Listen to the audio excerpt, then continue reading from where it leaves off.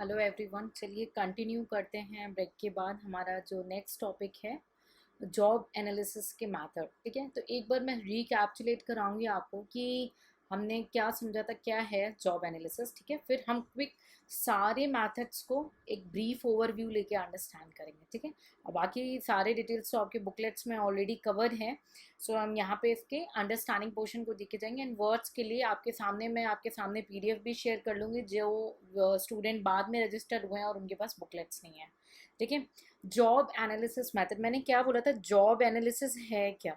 ये किसी भी जॉब के बारे में कंप्लीट एनालिसिस यानी कंप्लीट डिटेल देगा। इसको दो पार्ट में हम डिवाइड कर देते हैं, जो जॉब के बारे में बताएगा, ठीक, प्लस वहाँ पे जो काम कर रहा है यानी ह्यूमन बीइंग जिसको हम एचआर भी बोलते हैं, ठीक है, उसके बारे में डिटेल। कैसे कि जॉब में कैसा एटमॉस्फेयर है, क्या करना है क्या नहीं करना है, क्या एनवायरनमेंट है, बाकी और बहुत सारे फैक्ट्स। और एचआर से रिलेटेड क्या स्किल है, क्या रिक्वायरमेंट चाहिए, क्या ट्रेनिंग नीड्स हो सकती है उसकी, और भी उससे रिलेटेड इंपॉर्टेंट फैक्ट्स। ठीक है, तो जब हम जॉब के बारे में समझते हैं तो उसको हम बोल देते हैं जॉब डिस्क्रिप्शन, और जब हम एचआर के बारे में समझते हैं यानी ह्यूमन रिसोर्स और पीपल के बारे में समझते हैं, यहाँ पे होता है इसका जॉब स्पेसिफिकेशन। ठीक, अब मैंने बोला इनके बारे में जानना है और इनके बारे में जानना है। सर जी ये बताइए इनके बारे में जानेंगे कैसे? Obviously we need to collect some data and that data is we collect through various method। उस डाटा को कलेक्ट करने के लिए हमारे पास बहुत सारे मेथड हैं। ठीक है, तो हम इंडिविजुअली सारे मेथड्स को डिटेल में देखेंगे। ठीक है, पहला मेथड है ऑब्जर्वेशन मेथड। ठीक है, ये डाटा कलेक्ट करेगा। अब ये सारी चीज़ें जो हैं वो क्या करेंगी, डाटा कलेक्ट करेंगी जो हमारे बाकी आगे फ्यूचर प्रोसेस के लिए यूज होगा। ठीक है, तो पहला जो हमारा टॉपिक है वो है ऑब्जर्वेशन। नाम से ही क्लियर कर रहा है ऑब्जर्व। ठीक है, पहले मैं आपको एक ट्रिक्स के थ्रू समझाऊंगी ताकि कॉन्सेप्ट आपके दिमाग में सेट हो जाए, उसके बाद हम वर्डिक्स के थ्रू भी समझेंगे। ठीक है, ऑब्जर्व, ऑब्जर्व यानी ध्यान से देखना, यानी ये ऐसा मेथड है जो देख के उसमें से डाटा को कलेक्ट करना है। ठीक, तो एक एनालिस्ट होगा, कोई एक एक्सपर्ट होगा, वो डाटा को देखेगा, लोगों को काम करते हुए देखेगा और उसमें से डाटा कलेक्ट करेगा। ठीक है, लेकिन जैसे मैं एक ऑब्जर्वर हूँ, मैं देख रही हूँ, या आप ऑब्जर्वर हैं, आप देख रहे हैं, आप देख करके डाटा कलेक्ट कर रहे हैं, तो उस वक्त शायद आपका मूड ठीक ना हो, या उस एम्प्लॉय से आपकी थोड़ी सी बनती ना हो, या उस एम्प्लॉय से आपकी बहुत ज़्यादा बनती, तो आपके पर्सनल बायास आ जाएंगे वहाँ पे, पर्सनल बायास आ जाएंगे, आपके पर्सनल लाइक्स और डिसलाइक्स आ जाएंगे। ठीक है, एरर पॉसिबल हो सकता है वहाँ पे। ठीक है, लेकिन इस मेथड में क्या है, आप जब ऑब्जर्व करते हो सामने वाले को पता नहीं चलने देते हैं, अचानक से आते हैं और उसे करते हुए देखते हैं और ऑब्जर्व करते हैं, तो क्या उनके दिमाग में कुछ चल रहा है वो ऑब्जर्व कर पाते हैं क्या? नहीं। तो ऑब्जर्वेशन मेथड में क्या हुआ, जो चीज़ दिख सकती है वही ऑब्जर्वेशन मेथड में कवर होगी।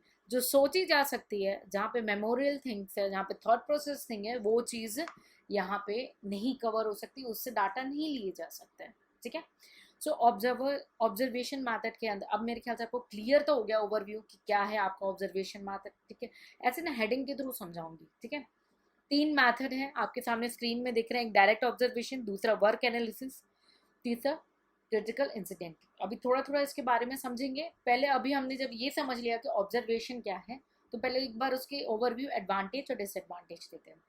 आपने समझ लिया, आप हैं जो ऑब्जर्व कर रहे हैं, आप ऑब्जर्व कर रहे हैं, तो ये प्राइमरी इंफॉर्मेशन हो गया, यानी फर्स्ट हैंड आपने इंफॉर्मेशन कलेक्ट कर ली। ठीक है, सेकेंड एडवांटेज क्या हो सकता है, आप एक्चुअल वर्क को अपनी आंखों से देख रहे हैं, टूल और टेक्निक्स और इक्विपमेंट्स को यूज होते हुए देख रहे हैं, उन वर्कर का रिलेशनशिप देख रहे हैं, कॉम्प्लेक्सिटी देख रहे हैं, सब कुछ आपको दिख रहा है। ठीक है, तीसरा एडवांटेज क्या हो सकता है, ये सिंपल है, ऑब्जर्वेशन मैथड डाटा कलेक्ट करने का बहुत ही सिंपल है। ठीक है, वेरिफिकेशन हो सकता है। ठीक है, डिसएडवांटेज इसका क्या हो सकता है आपके हिसाब से, बताइए आप लोग सोचिए, क्योंकि देखिए एचआर सॉल्व करने में या एचआर के क्वेश्चंस करने में पता है तभी मजे हैं जब आप बेसिक तो समझ लो, उसके बाद बाकी चीज़ों में अपना दिमाग लगाओ। देखो मैं बार बार आपको ये फंडा बताती हूँ कि मैंने आपको कई बार ये बता दिया कि आपको मैंने जो ट्रिक बताया कि आपको एक बुकलेट बनानी है, उसमें कैसे कैसे लिखना है और उसको कैसे कैसे रिवीजन करना है, तो उसके मज़े तभी हैं। आप पता है रिवीजन नहीं भी कर पाओगे, आई एम डैम श्योर आप पेपर में बहुत अच्छा लिख के आओगे। I am very damn sure कि अगर आपका रिवीजन मिस हो जाता है due to any of the case last moment में, तो आपको गिल्ट नहीं होगा, आप पेपर में लिख पाओगे, क्योंकि आपके अंदर वो कॉन्फिडेंस आ चुका होगा। आपको कॉन्सेप्ट समझना है, उसके बाद मैथड कौन कौन से उसकी हेडिंग को मेमोराइज कर लेना है, उसके बाद अंदर का कंटेंट आपका इतना क्रिस्पी खुद के आपके ऑब्जर्वेशन से हो जाना चाहिए। ठीक है, चलिए अभी ज़्यादा टाइम नहीं वेस्ट करेंगे, जस्ट स्विच। अब सोचने बैठो डिसएडवांटेज क्या होगा आपके ऑब्जर्वेंस से। ठीक, मैंने पहले क्या बोला, बायस का। ठीक है, बायस हो सकता है। दूसरा, ऑब्जर्वर ने देख लिया कि अरे वो तो मुझे ऑब्जर्व कर रहा है, तो वो अपने बिहेवियर में अल्टरेशन कर सकता है। ठीक है, और अल्टरेशन उसने कर दिया तो इफेक्टिवनेस रिड्यूस हो जाएगी। ठीक है, दूसरा डिसएडवांटेज क्या होता है कि मेंटल एफर्ट्स को रीच नहीं करेगा, उसके लिए सुटेबल नहीं है, उस जॉब्स के लिए सुटेबल नहीं है। ठीक है, और जो ऑब्जर्व कर रहा है वो स्किल्ड होना चाहिए, उसको जॉब के बारे में पता होना चाहिए। फॉर एग्जाम्पल, आजकल आप लोग बहुत सारे बच्चे बोलते हैं कि मैं मोबाइल में पढ़ रहा हूँ, जिनके पेरेंट्स ये नहीं समझ रहे हो कि वो एक्चुअली मोबाइल में पढ़ रहे हैं कि नहीं पढ़ रहे हैं। हो सकता है बच्चा खेल भी रहा हो, माइंड को रिफ्रेशमेंट की भी नीड है, बट आपको पता है आपका फ्यूचर क्या है। पेरेंट्स ने अपना फ्यूचर जी लिया है, आपको चूज करना है अपना फ्यूचर। आप मोबाइल पे बैठे हो, आप पढ़ रहे हो, उनको पता नहीं, तो observer should be skilled. Observer must know कि आजकल मोबाइल से भी पढ़ाई हो रही है। Hope you getting, I am just linking with the current example और आपके माइंड में सेट करने के लिए, दैट्स इट। दूसरा, अब इतनी सारी जब जॉब्स होंगी, उतने सारे लोग होंगे, सबकी सीट पे जा जाके ऑब्जर्व करना, उसके इर्द गिर्द भटकते हुए ऑब्जर्व करना बहुत टाइम कंज्यूमिंग लग रहा है। So it's time consuming. ठीक है, और बायस तो है। सो आपको ये क्लियर हो गया, आपने खुद बना लिया क्या है इसके एडवांटेज और क्या है इसके डिसएडवांटेज। ठीक है, तो ऑब्जर्वेशन मैथड दिमाग में सेट हो गया। तो अब देखते हैं उसके अंदर तीन तरीके के पार्ट्स हैं। पहला आपने देखा direct observation. Direct observation means कि ये डायरेक्ट देख, नाम ही बोल रहा डायरेक्ट देखो भैया, और डायरेक्ट डाटा ले लो, रिकॉर्ड कर लो बिहेवियर और सिचुएशन से डायरेक्ट डाटा ले लो, दैट्स इट। सेकेंड क्या बोल रहा है, work method analysis. Work method यानी काम से रिलेटेड, यानी कितना समय लगा रहा है और क्या उसके मूवमेंट्स है यानी मोशंस हैं। ठीक है, सो ये जनरली किसके लिए यूज होगा, फैक्ट्री लेवल के लिए यूज होगा। अब अपने एडवांटेज और डिसएडवांटेज क्रिएट करो, हर चीज आपको नहीं मिलेगी, you just use your talent in this case. ठीक है, तो वर्क मेथड में क्या होगा, वर्क से related direct observation for collecting the method, it's one of the method of the job analysis. तो जब एग्जाम हॉल में लिखोगे तो कैसे लिखोगे सर, ऐसे लिखोगे। अगर बोल दिया, चलिए थर्ड पॉइंट मैं आपको बताऊंगी क्योंकि वो बहुत कैची और कई बार एग्जाम में भी आ चुका है। ठीक है, तो वर्क मेथड में आपने क्या किया, जॉब रिलेटेड है आपका, जॉब एनालिसिस का मेथड है, डायरेक्ट ऑब्जर्वेशन के थ्रू है, लेकिन वर्क है यानी टाइम एंड मोशन को स्टडी करेंगे, एक फैक्ट्री लेवल एक लाइन लेवल मैनेजमेंट की डायरेक्ट ऑब्जर्वेशन के थ्रू डाटा कलेक्शन की टेक्निक है। ठीक है, थर्ड आपके सामने क्रिटिकल इंसिडेंट टेक्निक, नाम ही बोल रहा है क्रिटिकल इंसिडेंट, ऐसा इंसिडेंट जो बहुत ही क्रिटिकल हो। लेकिन क्या है, ये डायरेक्ट ऑब्जर्वेशन है, one of the direct observation and one of the method of the job analysis. फिर से बता रही हूँ, एक मिनट। आपको ना एग्जाम हॉल में अगर हेडिंग्स भी याद हो गए ना, आप रिवीजन नहीं कर पाए, बहुत अच्छा लिख सकते हो। आंसर राइटिंग में ये प्रैक्टिस नहीं होता है केवल कि आप रट लिए और बस लिखते चले गए लिखते चले, नहीं, आंसर राइटिंग में ये भी प्रैक्टिस होता है, कुछ अनसर्टेन क्वेश्चन है and you are not prepare. Actually answer writing वही है कि you are not prepare for that question and you have to prepare yourself immediate in that examination hall. That's actually meaning of answer writing. It's not that कि घर में रट्टाफिकेशन किया आया और वहां पे स्प्लिट आउट कर दे। No, no need to split out, you have to your talent. Answer writing का बेनिफिट तभी होगा जब वहां पे आपको चैलेंज मिले और उसको सॉर्ट आउट करो और अच्छे मार्क्स से स्कोर करो, तभी आंसर राइटिंग प्रैक्टिस का असली मजा है। ठीक है, तो चलो अभी मैं दिख क्या बोली, क्रिटिकल इंसिडेंट टेक्निक, नाम से ही क्लियर हो रहा है कि एक तो ये क्या है, क्रिटिकल इंसिडेंट टेक्निक आपको याद है। अरे याद आ गया कि ये मैंने पढ़ा था किसके अंदर, डायरेक्ट ऑब्जर्वेशन के अंदर। किस चीज का डायरेक्ट ऑब्जर्वेशन में आता था, जॉब एनालिसिस का। सर जी इसमें से 150 पॉइंट तो आप वर्ड्स लिख लोगे बिल्कुल आराम से कि भाई जॉब एनालिसिस क्या, उसको थोड़ा बहुत एक्सप्लेन कर दिया। फिर डायरेक्ट मैथ, डाटा कलेक्ट करने के लिए हमें कुछ मैथड्स यूज करने पड़ते हैं, उसमें से एक मैथड है डायरेक्ट ऑब्जर्वेशन मैथड, उसमें एक टेक्निक है हमारी क्रिटिकल इंसिडेंट टेक्निक। नाम से ही होता है क्रिटिकल इंसिडेंट, यानी ऐसे इंसिडेंट जो बहुत ही क्रिटिकली हुए हो, बहुत सडन हुए हो, बहुत कॉन्शियस इंसिडेंट हुए हो, है ना। तो वो क्रिटिकल इंसिडेंट टेक्निक, यानी जो क्रिटिकल इंसिडेंट्स हो रहे हैं उसमें डायरेक्ट ऑब्जर्व करके ये ऑब्जर्व किया जाता है कि एम्प्लॉय का एक्सट्रीम बिहेवियर सिचुएशन में कैसा कर रहा है वो, क्या वो आउटस्टैंडिंग है, इफेक्टिव है या इनएफेक्टिव है, क्या वो एफर्ट्स लगा रहा है उसके आउटकम लगाने के लिए। तो ये क्रिटिकल इंफॉर्मेशन कलेक्ट करता है ना, कि ऐसा क्या हुआ कि वो क्रिटिकल इंसिडेंट आ गया, है ना। फिर उसके बाद उस क्रिटिकल इंसिडेंट में एम्प्लॉय ने क्या किया, क्या उसने जो एक्शन लिया था उससे पहले उसने सोचा कि ये अगर वो एक्शन लेगा तो वो इंसिडेंट का क्या रिजल्ट होगा, क्या कॉन्सिक्वेंसेस होगा, या आने वाले टाइम में क्या कॉन्सिक्वेंसेस होंगे, या अगर मानो कुछ कॉन्सिक्वेंसेस हो रहे हैं ऐसे, क्या कितना कॉन्सिक्वेंसेस एम्प्लॉय के खुद के कंट्रोल में है। ठीक है, so that's why it's a direct observation is include about the critical incident technique. ठीक है, तो इसमें से ये चेक किया जाता है कि क्या वो एम्प्लॉय, क्या वो पर्सन कैपेबल है परफॉर्म करने पे उस क्रिटिकल सिचुएशन पे। ठीक है, कितनी उसको ट्रेनिंग की नीड होगी, और उस अगर वो मीट आउट कर गया तो उनके कंपनसेशन सिस्टम में भी चेंजेस आ जाएंगे, उनके मैथड्स में भी चेंजेस आ जाएंगे, उनके पेमेंट शेड्यूल्स में भी चेंज आ जाएंगे। ठीक है, so I hope you are very very clear with the direct method. और अंदर डायरेक्ट मैथड में आपके 3 मैथड हो गए, direct observation, work method analysis and critical incident. मेरे हिसाब से कोई डाउट नहीं होगा अभी। चलिए आगे बढ़ते हैं। नेक्स्ट मेथड आपका इंटरव्यू। ये भी नाम से क्लियर है, इंटरव्यू ले रहा है, किस क्या कर रहा है, डाटा कलेक्ट करना है किसके लिए, जॉब एनालिसिस के लिए। ठीक, इंटरव्यू कर रहा है, तो इसको मैं थोड़ा सा इरेज कर देती हूँ। ठीक है, so that we can get proper space and discussion.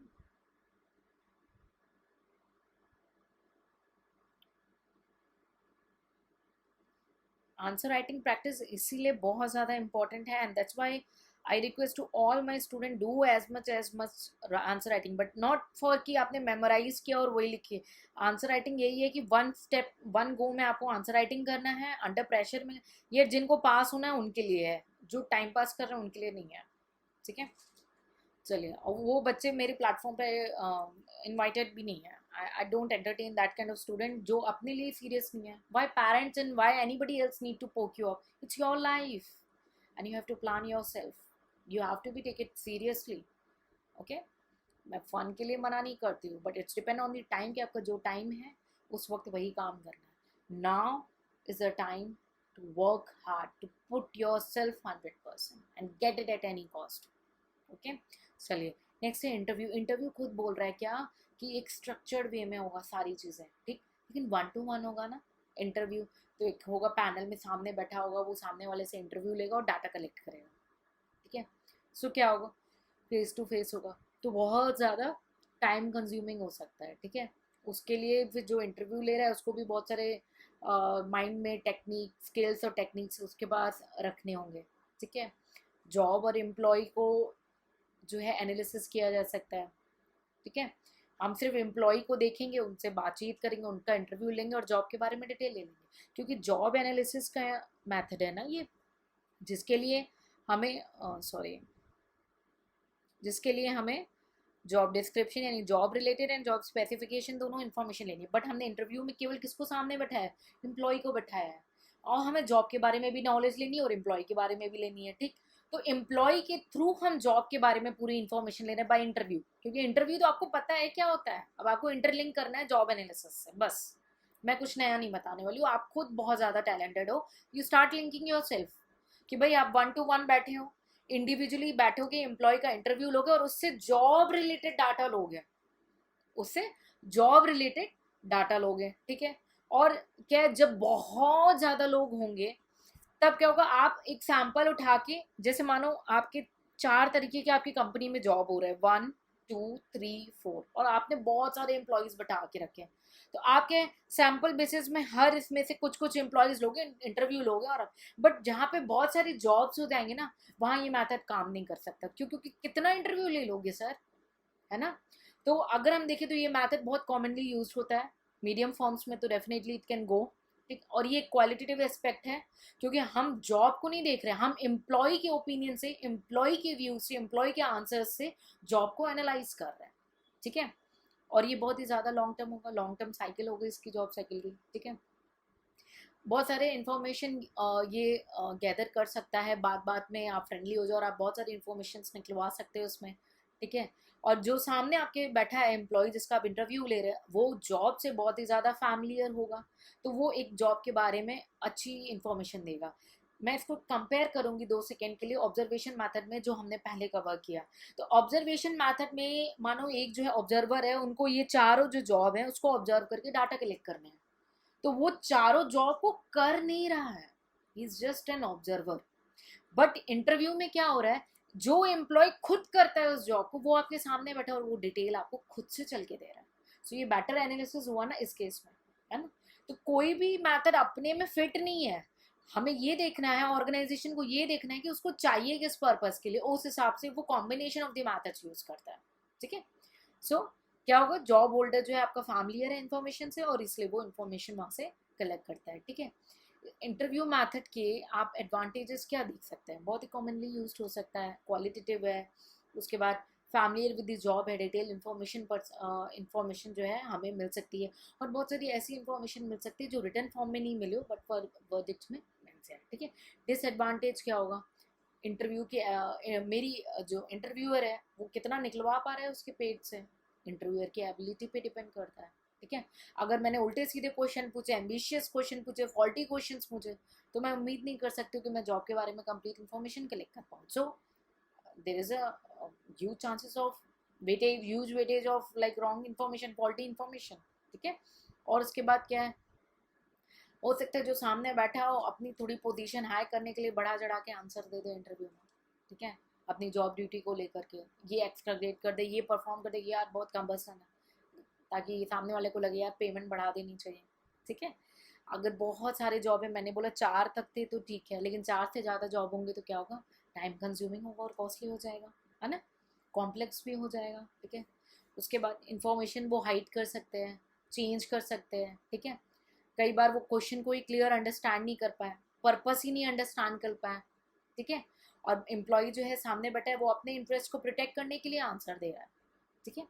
So I hope you are clear with the interview method, and don't worry, I will share all the notes related with all the methods.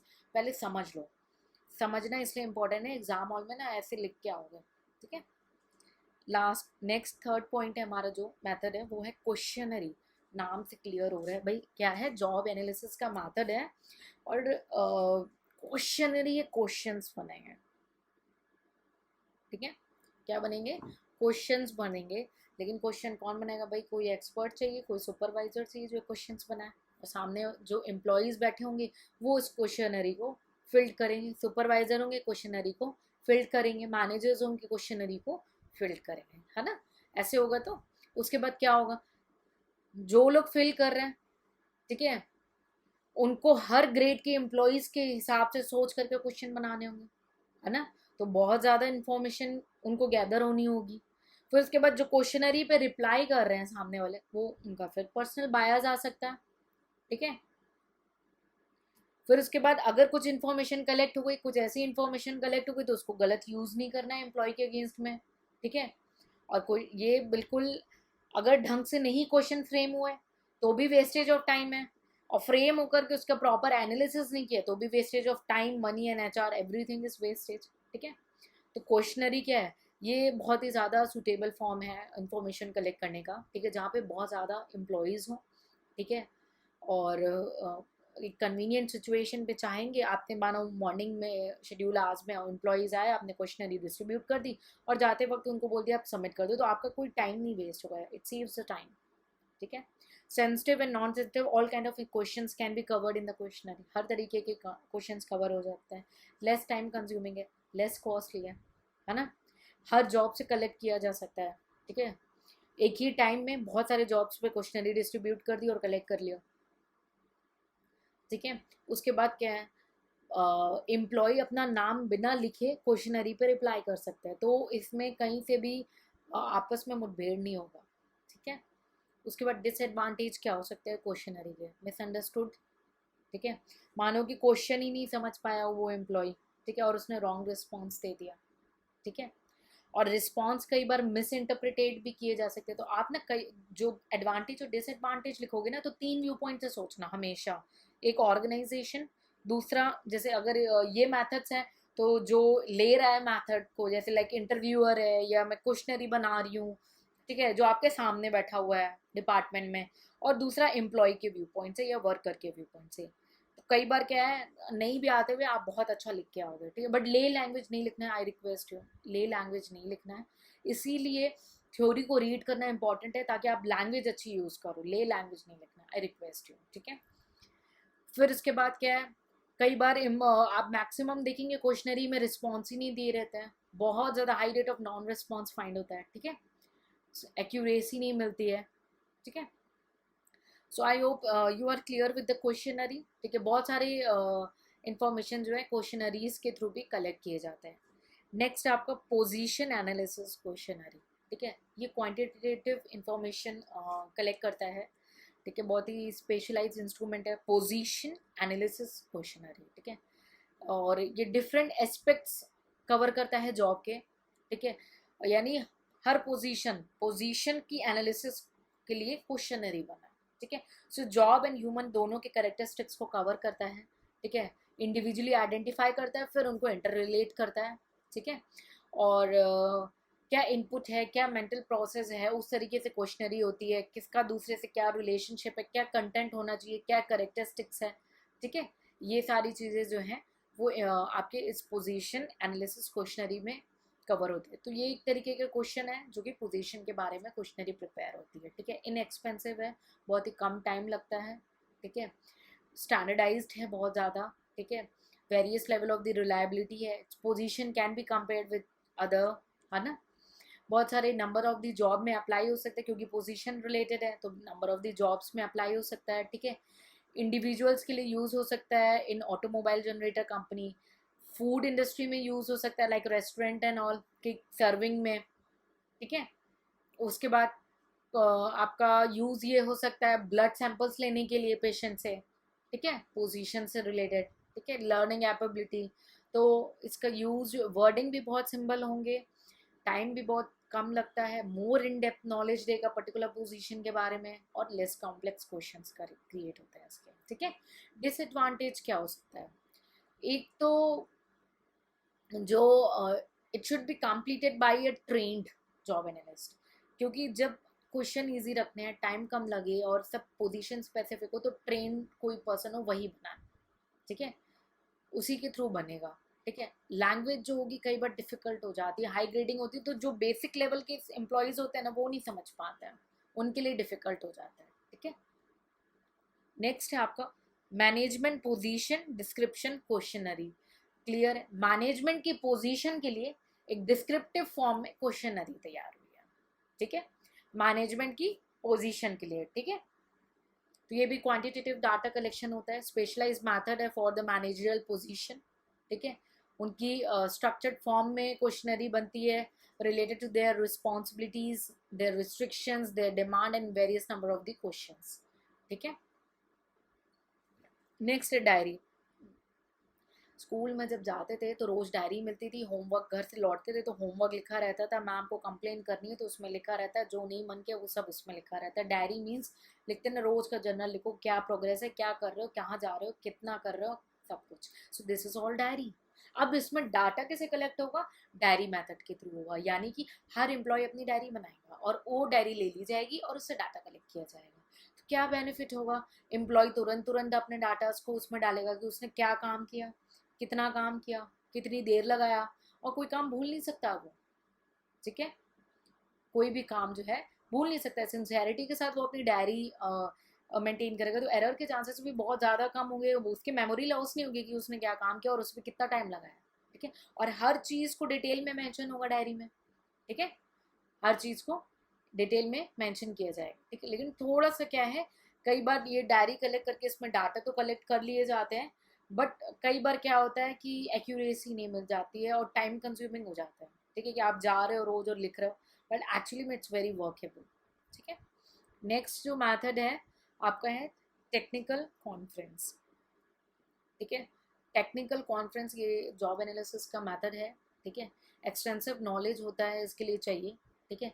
Conference पता ही है, technical यानी IT related conference, ठीक है, conferencing होगी, organised होगी, conference जो होगी वो सुपरवाइज के बीच में ऑर्गेनाइज होगी और उसके थ्रू डाटा कलेक्ट किया जाएगा, ठीक है।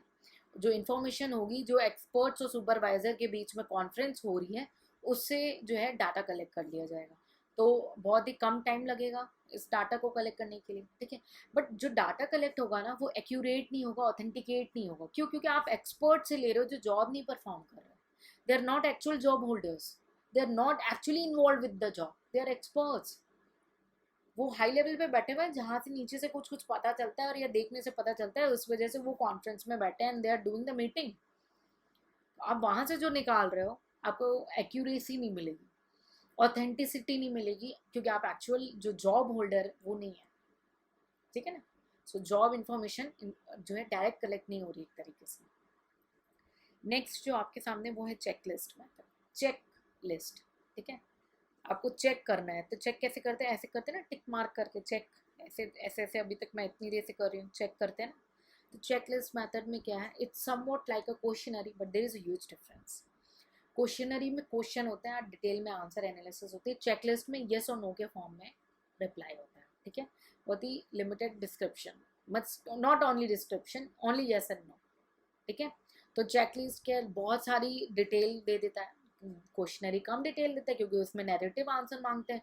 चेकलिस्ट में यस और नो में होता है तो क्वेश्चन भी डिटेल में होता है, ठीक है। और उनको टिक करना होता है जॉब होल्डर्स को केवल यस और नो के बीच में, ठीक है। तो जो क्वेश्चनरी बना रहे हैं उसे बहुत ज़्यादा एफर्ट लग जाएगा कि वो लिस्ट प्रिपेयर करे। तो मैंने कहा था ना 3 के व्यू पॉइंट से सोचना है। तो अगर हम एक जो क्वेश्चनरी प्रिपेयरर है, ठीक है, तो स्पेशलिस्ट है, तो मेरे लिए क्या है, बहुत ज़्यादा एफर्ट लग जाएगा उस लिस्ट को प्रिपेयर करने में। मुझे हर जॉब को ध्यान में रखते हुए वो लिस्ट बनानी है। फिर भाई लिस्ट तो बना ली, फिर कलेक्ट भी होनी है, चेक भी करनी है, डाटा भी कलेक्ट करना है उसमें से, ठीक है। फिर उसके बाद क्या है, रिस्पॉन्स कई बार क्लस्टर्ड हो जाते हैं, ठीक है। ये यूजफुल तब है जब फॉर्म आपकी लार्ज है और सारे लोग लगभग एक जैसा जॉब कर रहे हैं, ठीक है, large number of the employees है एंड एक ही पर्टिकुलर जॉब है, एक ही सिमिलर टाइप ऑफ जॉब है जो सारे लोग परफॉर्म कर रहे हैं, ठीक है। टेक्निक बहुत ज़्यादा कॉस्टली है, ठीक है, और स्मॉल फॉर्म्स के लिए सुटेबल नहीं है, ठीक है। So checklist, I hope it's clear with the checklist method. Okay, the last is a functional job analysis, ठीक है। आपको नाम से क्लियर होगा फंक्शनल जॉब एनालिसिस, यानी कि एक तो जॉब एनालिसिस आपको मीनिंग क्लियर है, दूसरा आदमी ने बोला फंक्शनल। फंक्शनल यानी जो फंक्शंस परफॉर्म करे, यानी वर्कर ओरिएंटेड लोग से अब इंफॉर्मेशन कलेक्ट होगी, ठीक है। Like the person who are on the job, ठीक है। It tries to examine the fundamental component of both the people and the job things, ठीक है। सो फंक्शन यानी वर्कर से डाल जो है ओरिएंटेड जो है ये जॉब एनालिसिस अप्रोच है, ठीक है। जनरली गवर्नमेंट जॉब्स में अप्लाई होता है, क्वांटिटेटिव स्कोर है हर जॉब का, ठीक है। इसके बेसिस में आपका वेज रेट फिक्स होता है, ठीक है, और सक्सेशन के प्लान्स डिसाइड होते हैं। सक्सेशन प्लान यानी जो हाई लेवल अथॉरिटी पे कौन रिक्रूट होगा, इसको डिटेल में हम फ्यूचर वीडियोस में कवर करेंगे। अभी ब्रीफ आपकी नॉलेज के लिए यही है कि सक्सेशन प्लान में नहीं, हायर अथॉरिटी पे कौन एक्सपर्ट लेवल रिक्रूट होगा, ठीक है। अब फंक्शनल जॉब एनालिसिस में मैंने बोला वर्कर रिलेटेड इन्फॉर्मेशन है तो बहुत टाइम लगेगा, है ना। उसके बाद क्या है, what is done in the job can be generated by examining the 3 component, केवल 3 component पे फोकस करते हैं, जो डाटा है और जो पीपल एंड द थिंग्स, ठीक है। सो ये क्या क्या चीज़ें फोकस करता है फंक्शनल जॉब एनालिसिस, ऑर्गेनाइजेशन का गोल क्या था, उसके ऑब्जेक्टिव क्या थे, ठीक है, वर्कर्स क्या कर रहे हैं उस गोल को अचीव करने के लिए, उनके जॉब में वो क्या परफॉर्म कर रहे हैं, ठीक है। उनको ओरिएंटेशन यानी इंडक्शन ओरिएंटेशन की ज़रूरत है या नहीं है, या किया गया है कि नहीं किया गया है, उनके परफॉर्मेंस स्टैंडर्ड्स क्या हैं, ट्रेनिंग क्या है, ट्रेनिंग की नीड है कि नहीं है, या ट्रेनिंग कंपाइल्ड है, ठीक है। सो डाटा रिलेटेड देखा जाए तो कोऑर्डिनेटिंग, एनालाइजिंग, कंपाइलिंग होगा, कंप्यूटिंग होगा, पीपल में सुपरवाइजिंग होगा, उनका परसुएडिंग होगा, उनकी स्पीकिंग स्किल होगी। थिंग्स में देखें तो मैनिपुलेटिंग, टेंडिंग, ठीक है, वर्क को कैसे सेटअप करना है, ये सारी चीज़ें डिटेल में एनालिसिस की जाएंगी, ठीक है। So this is about the various method. I hope मैंने बहुत ही अच्छे तरीके से आपके ब्रेन में सेट किया है। मेमोराइज कराने के लिए तो स्क्रीन ले जाती है और ऐसे रीड करती रहती है, आप देखते रहते हैं यार, रीड तो आप घर पे कर सकते हो, ठीक है। तो चलिए आपके सामने स्क्रीन में अब मैं कंटेंट शेयर करूँगी। It's because I am helping to the student who are due to certain situation not holding the book. Video को पॉज करेंगे, देखिए मैं उतना लॉन्ग ड्यूरेशन तक नहीं रोक सकती हूँ। I am just sharing the screen, video को पॉज करेंगे और आप रीड आउट कर लेंगे, ठीक है। This is the observation method. Its advantage and disadvantages. Next is worker oriented method. Next is critical incident technique.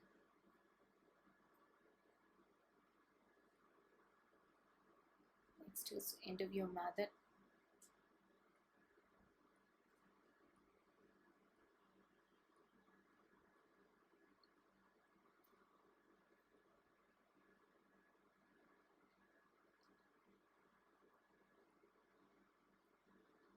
Please watch till and. Last में आपको कुछ इंपॉर्टेंट पॉइंट बता दूंगी मैं।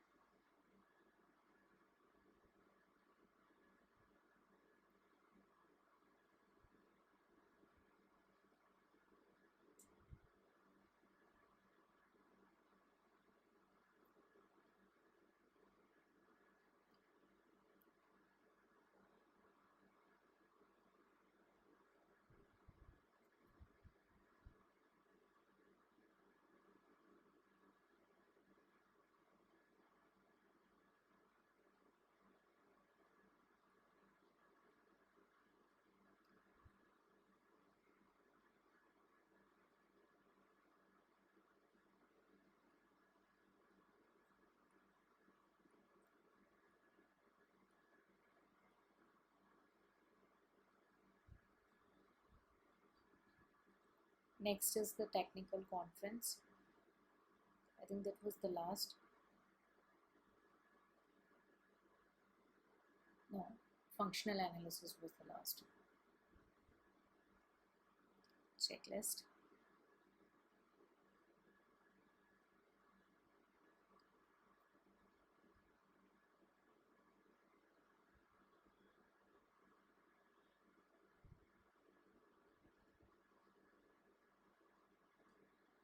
Okay. So I've shared with you all the contents relating to the various method of the job analysis, और आपको एक brief overview भी मैंने starting में दे दिया। लास्ट वीडियोस में हम ऑलरेडी जॉब एनालिसिस को बहुत ज़्यादा डिटेल में अंडरस्टैंड कर चुके हैं, उनके एडवांटेज डिसएडवांटेज, उसके procedure everything we gone in detail. ठीक है, उसके बाद लास्ट हमारा ये लेक्चर था वीडियोस का जो था मेथड्स के ऊपर।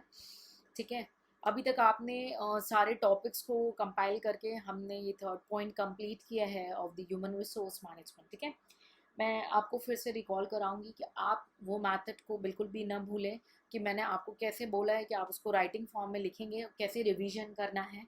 ठीक है, और कैसे वीडियोस को बार बार देख करके इस कॉन्सेप्ट को अपने माइंड में फीड कर लेना है। देखिए, एक्सप्लेनेशन में कोई डाउट होगा तो पूछेंगे, रीडिंग में you just check your own languages and just go through it once what I have explained you. Reading important है बिकॉज आंसर राइटिंग जब आप करेंगे तो आपके वर्डिक्स ले नहीं होने चाहिए। अगेन आई रिक्वेस्ट यू, आपके वर्ड्स बहुत ज़्यादा इंपॉर्टेंट रखते हैं कि आप क्या लैंग्वेज में वहाँ पर लिख रहे हो। ठीक है, अंडरस्टैंड कर लिया तो उसका प्रेजेंटेशन भी इंपॉर्टेंट है। And so I am saying हर चीज़ को इक्वल वेटेज देंगे, अंडरस्टैंडिंग को भी, और उसके बाद रीडिंग एंड मेमोराइजिंग को भी, and then answer writing practice. इन तीनों को पैरेलली लेके इक्वल वेटेज देना है। और आंसर राइटिंग का मज़ा तभी है जब वहाँ पे आपके लिए चैलेंज है। ठीक है, so I hope you are doing well and all things are clear. In case of any doubt, feel free to ask in our comment section. Take care. See you in the next lecture.